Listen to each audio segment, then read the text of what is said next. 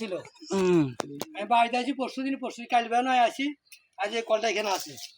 আজকে সকালে আজ আমার কলটা নাই, কলটা নাই। এই কলটা পানি কত বাচ্চা বলে আমরা খায়, এই কলটা স্কুলে বলে মাঝে যেতে খায়, টার্গেটের উপর সম্পূর্ণ করছে।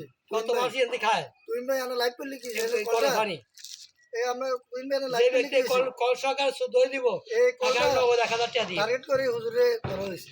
নগদ 1000 টাকা দিব তারে। এখন আমরা যদি চোরটা ধরে দিতে না নগদ 1000 টাকা দিয়ে দিব, নগদ আনলে 2000 দিই। আপনি কইবেন 1000 একজন 2000 ওই না মানে মানে গোবর কতটা বাইরে বাইরে।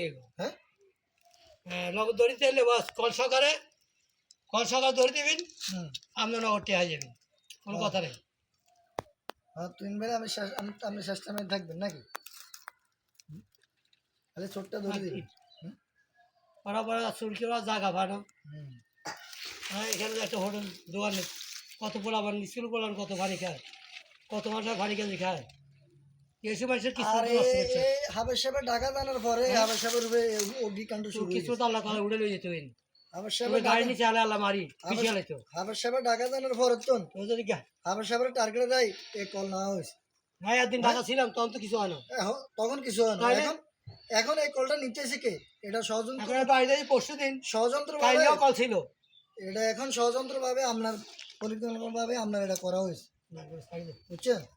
এখন চোর ধরা